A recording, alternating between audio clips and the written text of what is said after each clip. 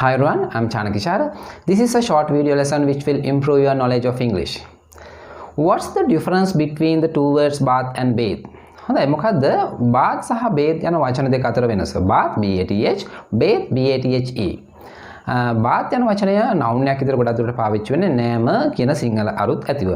bathe යන වචනය B A T H E ක්‍රියාපදයක් විතර පාවිච්චි වෙන්නේ නානවා එහෙම නැත්නම් නාවනවා කියන අදහසින්. right bath යන වචනය ගොඩක් තව nouns හදන්න පාවිච්චි කරනවා උදාහරණයක් විදිහට bathtub bathroom නාන කාමරය ඒ වගේ භාවිතයන් තියෙනවා ප්‍රධාන භාවිතය have a bath take a bath මේ වගේ phrases හදනවා නානවා කියන අරුත් ඇතිව have a bath නානවා take a bath නානවා pronounce කරනකොට පොඩි වෙනසක් තියෙනවා have a bath British English take a bath American English but in our day-to-day life you can use either of them there is no problem සාමාන්‍ය ජීවිතේදී ඔය ඕන එකක් පාවිච්චි කරන්න පුළුවන් right ඒ වගේම have a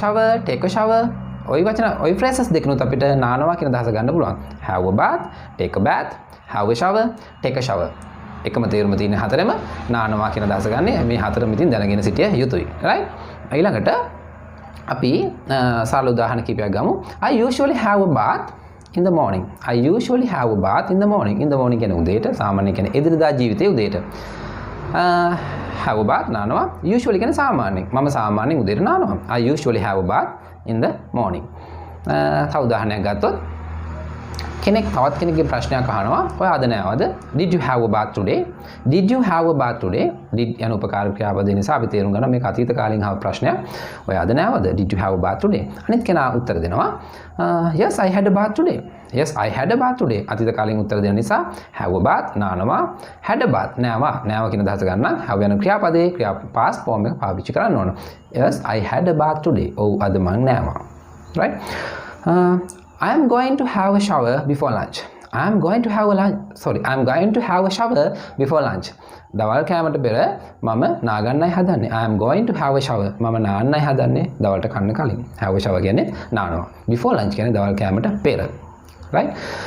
ඊළඟට ගත්තොත් bath යන වචනේ නෙමෙයි bathe යන වචනය ක්‍රියාපදය. නානවා එහෙම නැත්නම් නාවනවා කියන අදහස ගන්නෙ.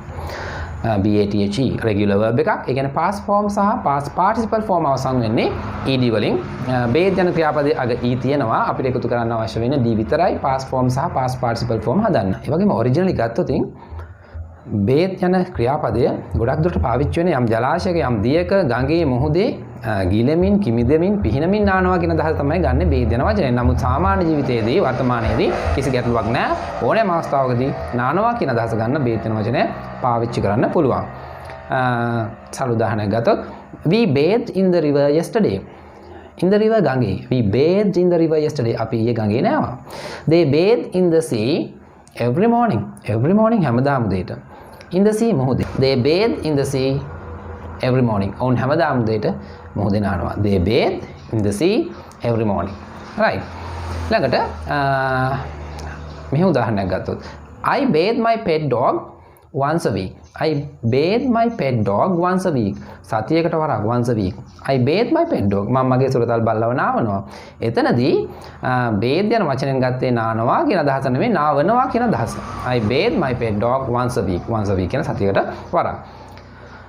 මතක තියාගන්න නාවනවා කියන අදහස bathe යන වචනෙන් වගේම අපිට ගන්න පුළුවන් give a bath කියන phrase එකනොත් give a bath නාවනවා give යන ක්‍රියාපදේ තනියම ගත්තොත් දෙනවා කියන තේරුමනේ තියෙන්නේ නමුත් give a bath එකට අපි තේරුම් ගන්න ඕන නාවනවා right අර අන්තිමට සඳහන් කරපු වාක්‍යෙම ඒ අදහස මම ප්‍රකාශ කරන්නම් give a bath යොදමින් මෙහෙම කිව්වොත් I give my pet dog a bath once a week. I give my pet dog a bath once a week. මම සතියට වරක් මගේ සුරතල් බල්ලව නාවනවා. I give my pet dog a bath. හොඳට අවධානය යොමු කරන්න මේ word order එක වචන යොදන පිළිවෙල. මොකද මේ give a bath කියන phrase එක මැද්දට තමයි අපි කර්මය යොදන්න ඕනේ. ඒ කියන්නේ හරියටම කියනවා නම් give යන ක්‍රියාපදයට පසුව තමයි කර්මය යෙදිය යුත්තේ. මේ වාක්‍යයේ මෙතනදී කර්මය වෙන්නේ my pet dog. give යන ක්‍රියාපදයට පසුව පාවිච්චි වුණේ. right? ඒ word order එක හරි වැදගත් අදහස් ප්‍රකාශ කිරීමේදී නැත්නම් නිවැරදි අදහස ලැබෙන්නේ නැහැ. Mothers should know well how to bathe the baby. Mothers should know well. අම්මලා හොඳින් දැනගෙන ඉන්න ඕන දැන සිටිය යුතුයි how to bathe a baby කොහොමද ලදරුවෙක් එහෙම නැත්නම් බිලිඳෙක්ව නාවන්නේ කියලා right? A අදහසම give a bath යොදමින් ප්‍රකාශ කළොත් mothers should know well how to give a baby a bath. Mothers should know well how to give a baby a bath. අම්මලා හොඳින් දැනගෙන ඉන්න ඕන කොහොමද ලදරුවෙක්ව නාවන්නේ කියලා. How to give a baby a bath. කොහොමද බිරිඳෙක්ව නාවන්නේ කියලා. ඉතින් word order ගැන හොඳ අවධානය යොමු කරන්න හොඳින්. ඊළඟට වැදගත් කාරණේ තමයි ing form එක. bathing. ගොඩක් ළමයි මේක mispronounce කරනවා, වැරදිට උච්චාරණය කරනවා bathing කියලා. නෑ, bath යන වචනයට ing එකතු කළා නෙමෙයි. bathe bathe යන වචනයට ing එකතු කරා. එහිදී ඊවත් වෙනවා ing එකතු කරනකොට ඕනෑම සාමාන්‍යයෙන් ඕනෑම ක්‍රියාපදයක අග ඊ තියෙනවා නම් ඊවත් වෙලා තමයි ing එහෙම නැත්නම් present participle form එක හදන්නේ. ඒක තමයි මෙතන වෙලා තියෙන්නේ. ඒක නිසා අපි මේක pronounce කරන්නේ bathing නෙමෙයි bathing. හොඳින් මතක තියාගන්න. he is bathing at the moment. ඔහු මේ වෙලාවේ නාමින් ඉන්නේ. at the moment කියන්නේ මේ මොහොතේ මේ වෙලාවේ. he is bathing at the moment. ඔහු මේ වෙලාවේ නාමින් ඉන්නේ. they are bathing in the sea. ඔවුන් මුහුදේ නාමින් ඉන්නේ. they are bathing in the sea. ඒ වගේම bathing යන වචන ing form එක අපිට පාවිච්චි කරන්න පුළුවන් gerund විදියට. උදාහරණයක් විදියට bathing in the sea. නෑම කියන තේරුම තියෙන. නෑම bathing. bathing in the sea. මුහුදේ නෑම මුහුදේ නාන එක is considered healthy. consider කියන සලකනවා. ඒ කියන්නේ කෙනෙක්ට සලකනවා නෙමෙයි. යම් දෙයක් යම් කාරණයක් මෙහෙමයි කියලා සලකනවා. bathing in the sea is considered මේක passive voice වාක්‍යයක්. මුහුදේ නාන එක සලකනවා healthy සෞඛ්‍යමත් කියලා. ඒ කියන්නේ මුහුදේ නාන එක සෞඛ්‍යමත් දෙයක් ලෙස සලකනවා. Right? Bathing in the sea is considered healthy. That's all. I'm sure my explanation was very helpful for you to understand the difference between the two words bath and bathe. And the example sentences I gave you would also be useful to express ideas without making any mistakes or without any hesitation, right? So if you found it useful, please subscribe to my YouTube channel. This lesson would also be useful to your friends, or you can share it for them. If you have got any questions regarding this lesson, please leave them in the comment section below. So I'll see you soon in another video lesson. Bye.